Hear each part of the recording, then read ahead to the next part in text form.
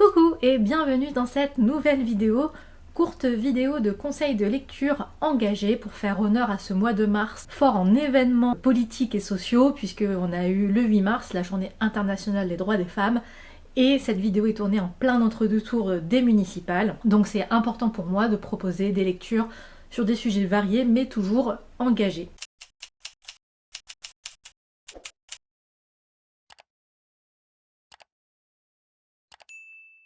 Je commence tout de suite avec Les Grandes Oubliées, format roman graphique, donc de Titu Lecoq et Marie Dubois, illustré par Marie Dubois.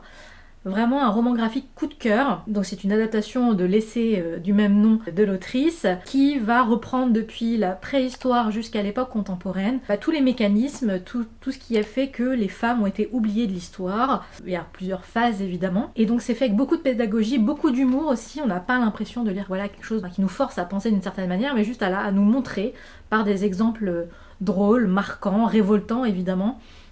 Comment la moitié de l'humanité a réussi à être effacée des livres d'histoire complètement et comment l'histoire a été écrite par des hommes aussi, donc c'est vraiment fascinant. Un roman graphique que je conseille absolument à tout le monde, c'est vraiment hyper intéressant. Le réseau Jane de Heather Marshall sur un roman historique qui pour moi parle d'un sujet éminemment important aussi, puisque là nous sommes sur un roman historique qui nous plonge au Canada autour de trois femmes, trois destins qui vont se lier, et notamment autour du droit à l'avortement. Donc un thème fort évidemment, on est vraiment sur ces grands destins de femmes, avec des personnes plus ou moins militantes ou qui vont voir en tout cas leur vie bouleversée par rapport à ce sujet. On apprend beaucoup de choses et évidemment c'est éminemment touchant, révoltant toujours, je crois que c'est un mot qui va revenir pour à peu près chaque livre. Ça se lit évidemment très bien.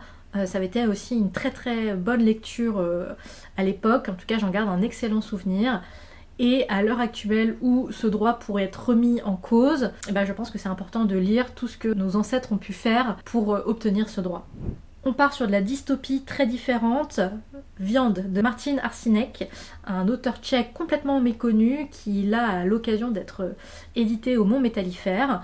Une courte dystopie de moins de 200 pages que je trouve très intéressante parce que déjà c'est un peu fou puisque nous sommes dans une société dystopique, donc autoritaire, très absurde, et qui a fait en sorte que toute sa consommation alimentaire soit autour de la viande humaine, puisqu'il n'y a plus d'arbres, plus d'animaux, il n'y a plus rien, il n'y a que des êtres humains, donc dans une ville qui pue la merde, il n'y a pas d'autre mot, je suis désolée, c'est dit dans le bouquin, qui est sombre, les gens sont tristes, sont isolés, à chaque instant on peut mourir, puisque évidemment, comme dans tout système autoritaire, les lois sont faites de manière complètement arbitraire, et en fait, s'il n'y a pas assez de viande dans les étals, de viande humaine dans les étals, on va de toute façon abattre à peu près n'importe qui, n'importe comment pour renouveler le stock, et on voit que les quelques lois ou règles qui existent peuvent être bouleversées du jour au lendemain en fonction des besoins. Donc il y a quand même quelque chose de très politique derrière, évidemment, et qui aborde un sujet tabou qui plus est, qui est assez drôle. Le plus intéressant est le narrateur qui est vraiment un monstre ordinaire dans le sens où il va être prêt à tout pour survivre, et notamment à pratiquer la délation, faire partie de ceux qui vont accuser les autres pour pouvoir obtenir sa petite ration de viande. Donc il y a quand même toute une réflexion très intéressante sur la société et la politique à travers ce roman. Espace lointain de Jaroslav Melnik, un auteur ukrainien cette fois-ci. Une dystopie que j'avais beaucoup aimée à l'époque, déjà par sa forme, on va avoir parfois des extraits de lettres, etc. Donc la forme est assez originale. Et en fait, Espace lointain, c'est un monde dans lequel tout le monde est aveugle. Et donc se repère à l'ouïe notamment pour se diriger, etc. Et notre narrateur va un jour recouvrer la vue. Donc il va en fait voir réellement le monde dans lequel il vit. Évidemment c'est un monde triste, sombre et absolument atroce. Mais ce qui est fascinant au début surtout, c'est qu'on va essayer de lui faire croire que ce qu'il voit est faux, que c'est une sorte de... que de recouvrer la vue c'est une maladie et que tout ce qu'il voit n'est qu'une projection de l'esprit et que ce n'est pas vrai. Donc je trouve ça aussi assez intéressant. Et puis c'est une dystopie franchement très peu connue que j'aime beaucoup recommander parce que moi je la trouve vraiment très intelligente et très originale. D'où ma recommandation aujourd'hui. Ecotopia d'Ernest Callenbach, là on est sur une utopie parce que c'est quand même bien aussi de montrer d'autres propositions d'univers.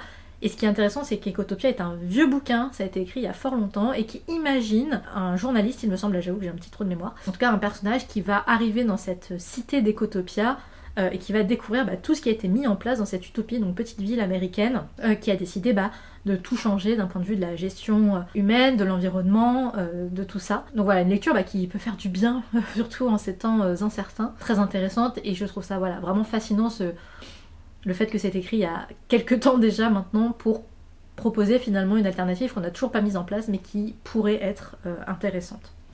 Bivouac de Gabrielle Filto-Shiba. Là on est sur de la littérature contemporaine avec une autrice que j'aime beaucoup. En tout cas ce livre m'avait fait un très grand effet, notamment par sa plume absolument magnifique. Je crois que c'est pas la première fois que je parle d'elle, mais parce que c'est un vrai coup de cœur. Ça m'avait vraiment marqué à l'époque, qui va aborder notamment le militantisme écologique notamment. Donc en fait là on est au Québec, avec une très belle plume québécoise du coup. On va suivre pareil plusieurs personnages et ça va aborder plein de thèmes. Les relations humaines, notamment les relations amoureuses, et le fait de pouvoir peut-être vivre d'ailleurs des relations amoureuses différentes que la monogamie que l'on connaît actuellement. Et du coup toute la partie militantisme écologique, avec beaucoup d'actions concrètes qui sont décrites dans le livre. La sécurité, ce qu'il faut faire d'ailleurs pour être en sécurité quand on fait partie d'un groupe militant. On peut penser notamment par exemple à Extinction Rébellion, ce genre de choses.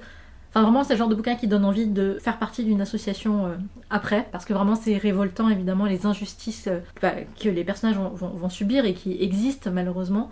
Enfin voilà, un livre honnêtement qui est à lire. Alors c'est le 3e tome d'une trilogie, mais qui peut se lire complètement indépendamment, et même si je conseille évidemment de lire les 3, mais en tout cas Bivouac, moi j'avais vraiment adoré.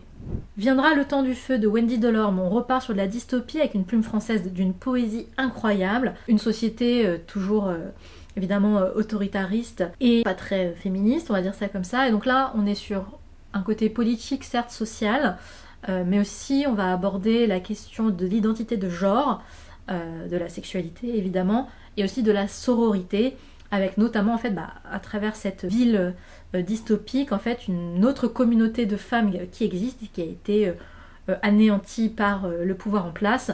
Donc voilà, on le voit qu'il y a aussi des choses très contemporaines qui ressortent dans cette lecture, mais ça a été vraiment un énorme coup de cœur, notamment pour la plume qui est vraiment sublime.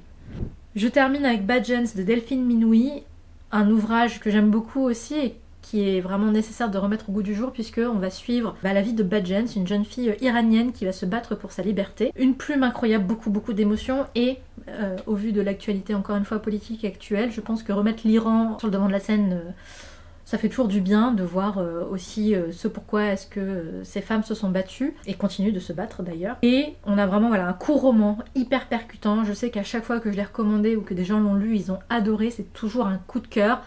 C'est raconté du point de vue de Badgents, et donc on découvre aussi le point de vue d'une jeune fille, d'une adolescente ou d'une jeune femme dans cette société contemporaine, au-delà de la question justement de la religion, mais aussi d'un pays qui a les réseaux sociaux et qui du coup découvre la musique d'ailleurs, le monde autrement que l'image qu'on peut avoir très fermée de ce genre de pays, et une jeune femme absolument incroyable en termes de caractère et de valeurs. Notre gros coup de cœur. Donc voilà, 8 romans, une liste évidemment pas exhaustive, j'aurais pu en mettre tellement plein d'autres sur ce sujet, mais voilà, quelques idées de lecture pour ce mois de mars, qui donc est sous le signe de la politique, du social et de l'engagement, en tout cas pour ma part.